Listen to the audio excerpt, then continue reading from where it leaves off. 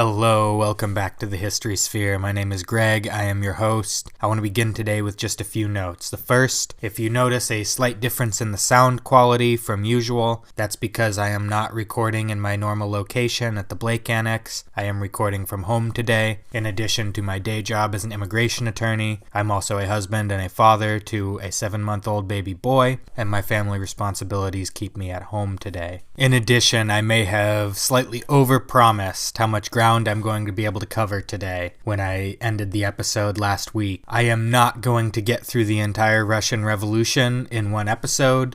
It's going to be at least 2 episodes. I thought that perhaps I could get through it, but as I sat down to actually start outlining this episode, I realized that even covering these issues in the very broadest of strokes, I can't get it done for you in a single episode and still do it justice. So it's going to be 2. Today I'm going to get you up through the February Revolution and lay the groundwork for the October Revolution and the ensuing Civil War, which I will try to cover in the next episode. If you have not yet listened to last week's episode, I suggest you go back and do that now, otherwise you're going to be missing a lot of context for this episode. This is The End of History, Part 2.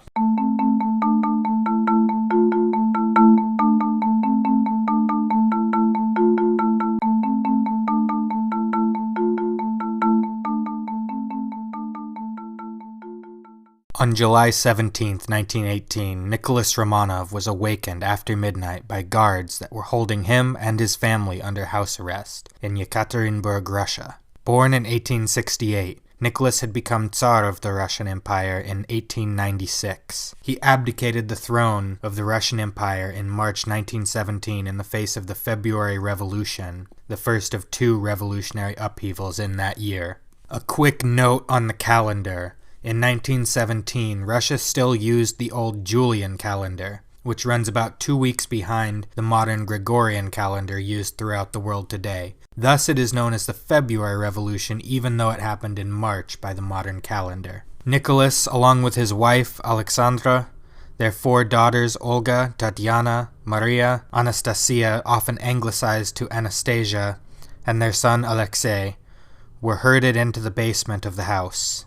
The commander of the detachment of Cheka, the Bolshevik Party's secret police assigned to guard them, Yakov Yarovsky, informed the family that the counter-revolutionary forces of the White Army were advancing on Yekaterinburg, and the family was to be moved for their own safety. Nicholas asked for chairs for his wife and son, who were both ill at the time. Yarovsky obliged and ordered chairs brought in. A few moments later, a squad of armed Chekists, members of the Cheka, entered the room, and Yarovsky abruptly read out a death sentence. He said, quote, Nikolai Alexandrovich, Nikolai being the Russian version of Nicholas, which is often anglicized, as I have done. Nikolai Alexandrovich, in view of the fact that your relatives are continuing their attack on Soviet Russia, the Ural Executive Committee has decided to execute you. Nicholas, in shock, had time only to mutter one word, "What?" And then the Cheka opened fire. Nicholas and Alexandra were killed almost immediately. Nicholas was shot 3 times in the chest, and Alexandra in the head.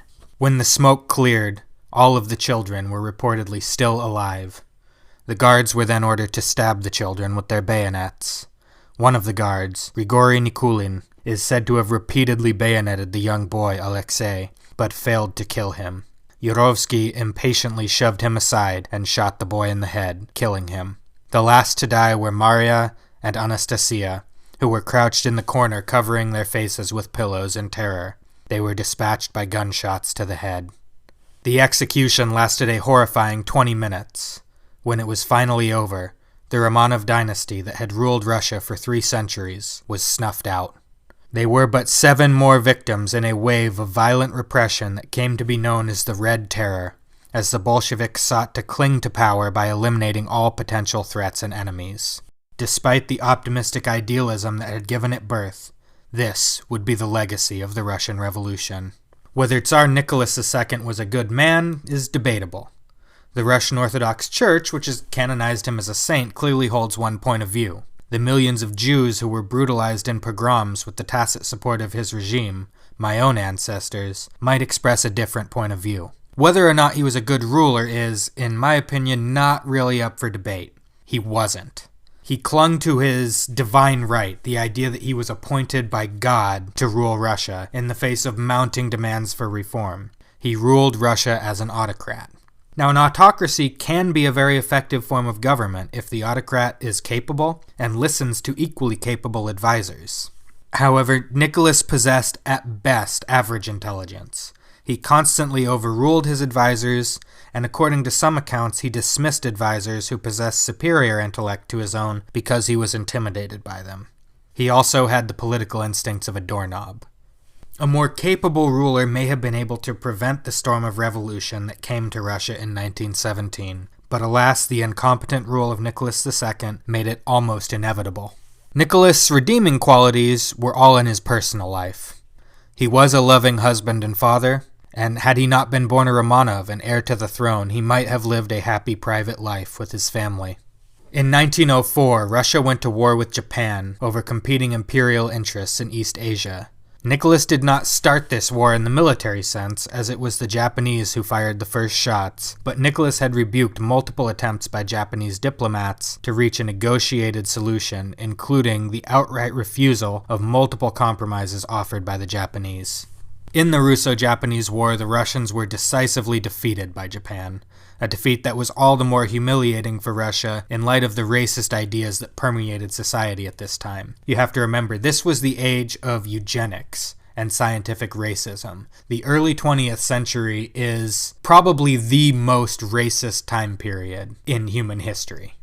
The Russo-Japanese War is often cited by military historians as a prelude to the First World War. The first war in which modern technology of mass killing, things like the machine gun, was possessed and used by both sides. The rising death toll among Russian troops, along with the mismanagement of the war, accompanying shortages on the home front, and the humiliation of military defeats, led to increasing calls for reform.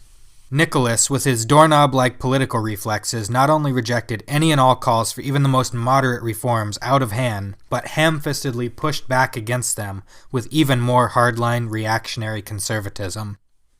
On Sunday, January 22, 1905, a peaceful demonstration of urban workers marched on the Winter Palace in St. Petersburg, which was then the capital of Russia, to present Tsar Nicholas with a petition asking for, among other things, better working conditions, better working hours, an end to the war with Japan, and the introduction of liberal reforms in government. The procession was led by a Russian Orthodox priest, Father Georgy Gapon. The demonstrators carried religious icons and portraits of the Tsar, and they sang "God Save the Tsar" as they marched. A revolutionary movement, this was not. While there certainly were a fair share of revolutionary radicals in Russia at this time, and we'll get to them, the great mass of workers in Russia's cities at this time came from peasant roots. They were religious, politically and socially conservative, and they saw the Tsar as a sort of national father figure. Yes, they were suffering, but this was not the Tsar's fault. This was due to mismanagement by the Tsar's ministers, and not the Tsar himself, who they loved and they believed loved them. The general theory was that if they made their plight known to the Tsar, he would help them, as a father would help his sons and daughters. The events of that Sunday, which would come to be known as Bloody Sunday, would disabuse the urban working class of Russia of these notions of the Tsar's paternalistic love for them, and irreparably damage the relationship between the Tsar and his people. As the procession approached the Winter Palace to deliver their petition, troops who had been brought into the city to contain the demonstration opened fire on the demonstrators. Estimates vary as to how many people were killed and wounded. Conservative estimates say that around 200 demonstrators were killed and another 500 wounded. Thousands were arrested. None of them would ever trust the Tsar again. The reaction of the country, what ensued, has come to be known as the Russian Revolution of 1905. In response to the events of Bloody Sunday, workers staged strikes in all of the empire's major industrial cities. By April, more than 2 million workers were striking across the Russian Empire, crippling the Russian capacity to make war on the Japanese. The war at this time was still ongoing. On March 2, 1905, Nicholas relented and agreed to establish a constitution and allow a democratically elected legislature, the Duma. The Tsar's relenting did lead some striking workers to return to work, and there was a brief lull in revolutionary activity. However, in truth, the Tsar as yet had no intention of giving up any real power, and the Duma, as he envisioned it, would be a symbolic body with merely advisory power. The reforms he agreed to at this point were so watered down that they amounted to no effective reform at all. Then, in May 1905, the Russian Baltic Fleet, which had sailed all the way around the world to engage the Japanese in the Pacific, was decisively defeated and virtually destroyed in the disastrous Battle of Tsushima. The defeat brought about the effective end of the Russo-Japanese War in Russian defeat. Following this, morale in the Russian military broke down, especially in the Navy. There were multiple mutinies in the Navy as disaffected sailors overthrew their officers and joined the revolution, most famously aboard the battleship Potemkin in June, but more decisively in the revolt of the Black Sea Fleet in November. Simultaneously with the naval mutinies, when people learned of the extremely limited power and scope of the new Russian Duma, workers in cities across Russia returned to striking.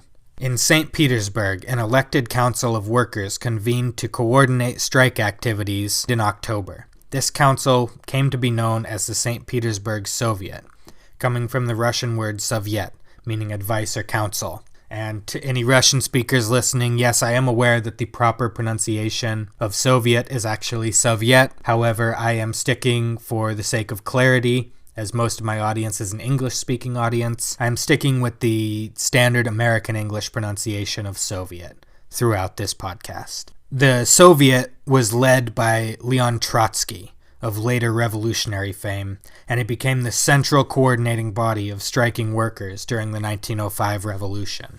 General strikes by workers in the cities were accompanied by peasant revolts and land seizures in the countryside. The decisive factor, however, in keeping the Tsar in power in 1905 was the loyalty of the military. Despite some isolated mutinies in the Navy, for the most part, the military remained loyal to the Tsar in 1905. Nonetheless, in the face of mounting pressure from the revolutionaries, the Tsar was forced to relent and create an actual Duma that held actual power in the state. When he did so, the forces of revolution mostly just fizzled out. With the war now over and their demands mostly met, at least those of the more moderate revolutionary factions, the country's zeal for revolution died down, and disaster was, for the time being, averted. Then, only a few years later, in 1914, the world went to war. I will not get bogged down in this podcast in the details of the causes of the First World War or the general history of the course of the First World War, except to make a few brief points. The European powers stumbled into war almost by accident in 1914. The war was the result of a complex web of alliances that, when war began, dragged most of the nations of Europe into fighting, and Russia was no exception. In my opinion, more competent leadership at this time among the monarchs of Europe in the spring of 1914 may have averted the war altogether, but unfortunately, Nicholas was not the only incompetent ruler on the continent at this time. I'm thinking specifically of Kaiser Wilhelm, who was equally politically inept and incompetent as his cousin, Nicholas II of Russia. The scale of death and destruction brought about by World War I was unprecedented in world history. It was the first fully industrialized war in which the entire populations of the combatant nations were mobilized in the war effort. A large part of the unprecedented destruction also lay in the fact that, at least at the start of the war, military tactics had not kept pace with changes in military technology. Put simply, the armies of 1914 employed 19th century tactics with 20th century technology. Armies in 1914 marched in tight formations wearing colorful uniforms into hails of machine gun fire and modern artillery barrages. The result was the deadliest conflict the world had ever seen up to that point in history. The death toll in Russia is estimated at about 1.8 million. The Russians fought the Germans, Austro-Hungarians, and Ottomans on the Eastern and Caucasian fronts.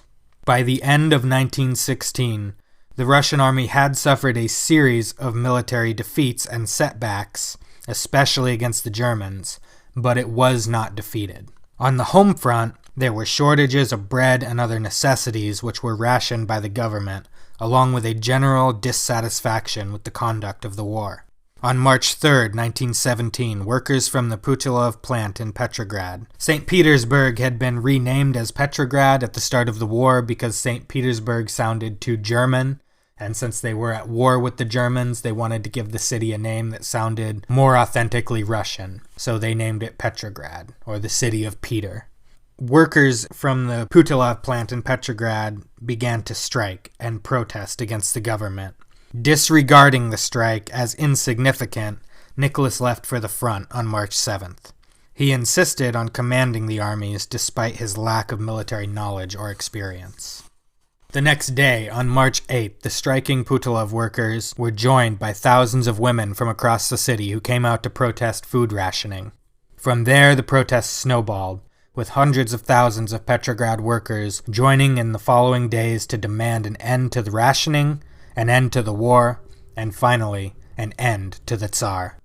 On March 10th, Nicholas wired an order to the commander of the troops stationed in Petrograd, ordering them to disperse the crowds with rifle fire. On March 11th, some soldiers obeyed these orders, and several demonstrators were killed. By the next day, however, soldiers were refusing to fire on the crowds, and instead began to turn on their officers. By the end of the day, on March 12th, virtually the entire Petrograd garrison, that is all of the soldiers stationed in Petrograd, had turned on their officers, mutinied, and joined the demonstrators. On March 12th, the Duma defied an order given by Nicholas that their session be suspended. They determined that the Tsar was no longer in effective control and voted to establish the Provisional Committee to restore law and order. This was the first step towards the creation of what would become the Provisional Government.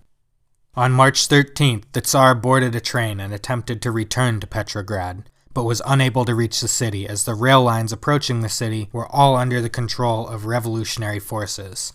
He was forced to turn around and head for the city of Pskov to the south. The next day, his advisors came to visit him in Pskov and persuaded him to abdicate the throne. On March 15th, Tsar Nicholas officially abdicated the throne and nominated his brother, Grand Duke Mikhail Romanov, to replace him as Tsar.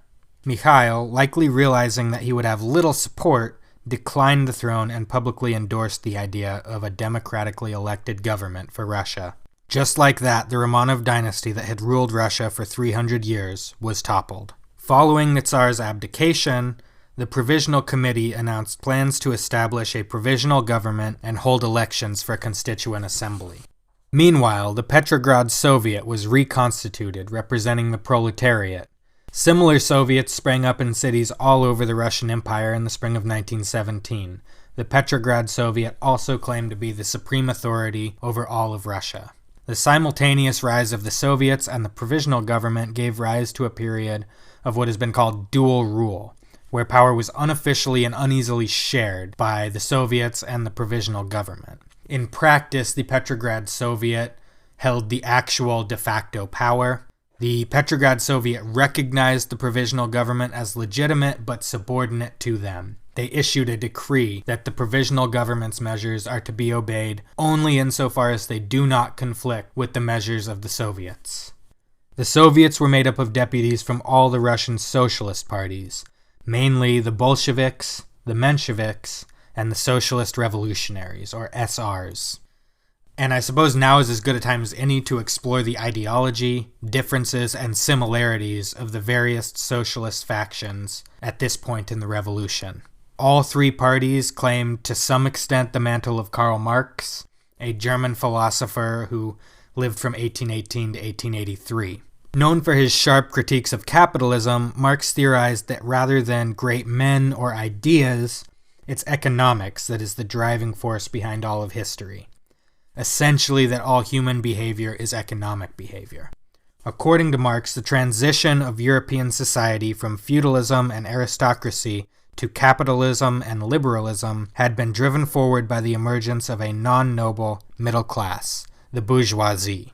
In the early Middle Ages, the means of production, that is, the means by which humans generate capital, was owned exclusively by the noble aristocracy. Slowly, throughout the medieval period, a non-noble class of artisans, entrepreneurs, and professionals began to carve out a place for themselves in the economy, despite their lack of political power in society. The wealth and power of the bourgeoisie increased rapidly in the aftermath of the Black Death in the 14th century. As the demand for labor rose, skilled workers commanded more value, and new economic opportunities became available to commoners. The quote-unquote discovery of America in the late 15th century accelerated this process, as Europeans exploited the people and resources of the Americas to generate vast wealth across the European continent. By this time, the bourgeoisie had become the dominant economic class in Europe, but still held little political power. It was this imbalance that ushered in the Age of Revolution, as the liberal bourgeoisie led revolutions like the American Revolution, for instance, to overthrow the old order, abolishing noble privilege and establishing equality under the law, but doing little or nothing to solve the social question, that is, the vast economic and social inequality between classes.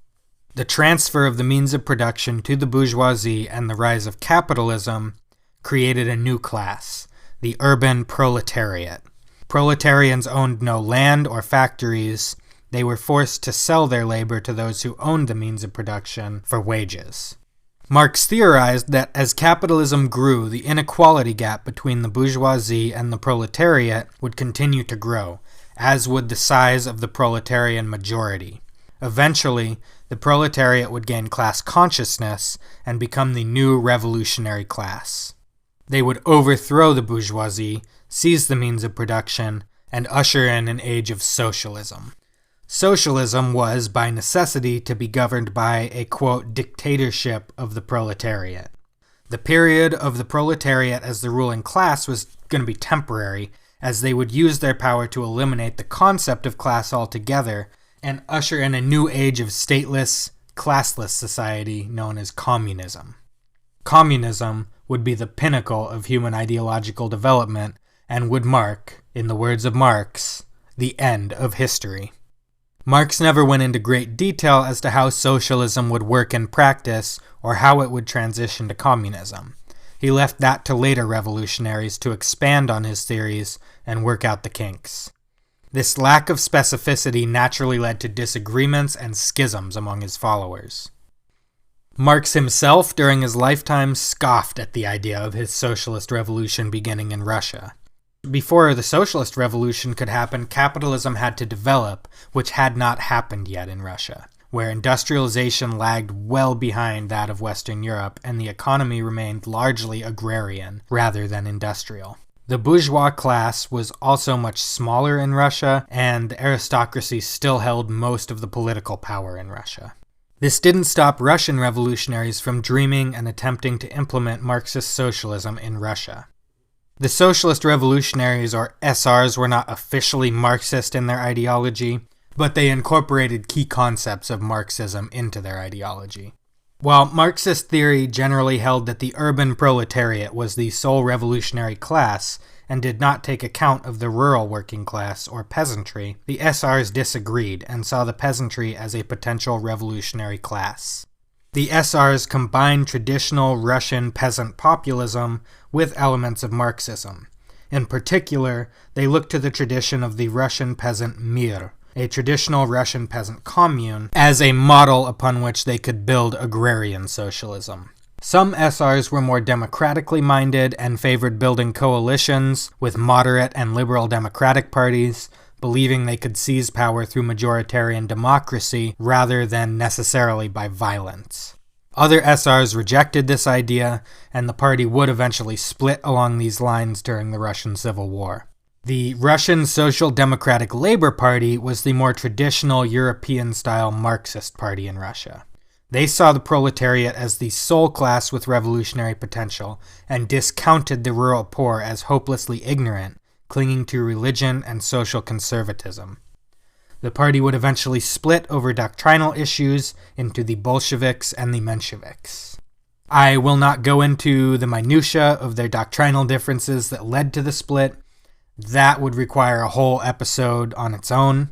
The upshot is that the Mensheviks favored a larger, more open party membership and largely believed that the bourgeois revolution had to precede a proletarian one, and therefore it was ideologically acceptable to compromise and form coalitions with more moderate socialists and even non-socialist political parties. The Bolsheviks, led by Vladimir Lenin, believed in a small, exclusive party of professional revolutionaries who could guide the mass of the people into their specific version of socialism.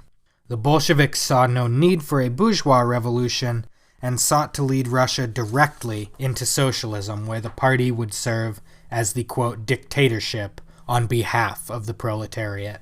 This was in contrast to more moderate socialists who took Marx's dictatorship idea less literally, and believed that as the proletariat grew to become a majority class, that class would quote-unquote dictate socialism on society through the democratic process.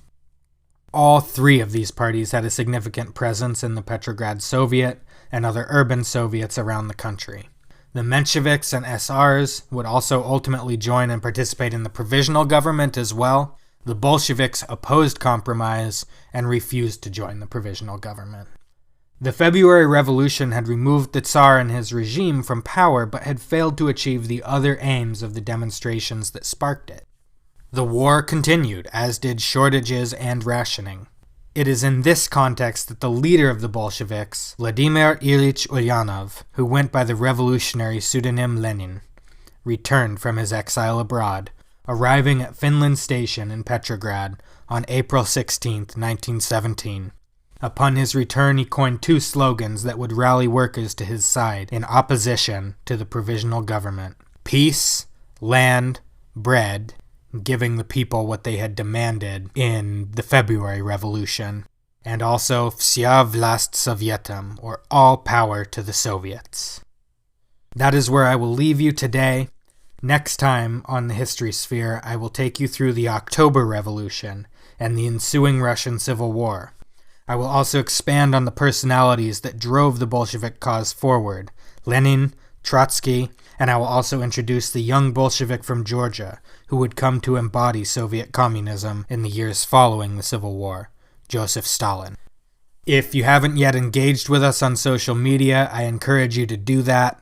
We are on Facebook, Instagram, and the platform formerly known as Twitter. As always, thank you for listening. Have a wonderful day.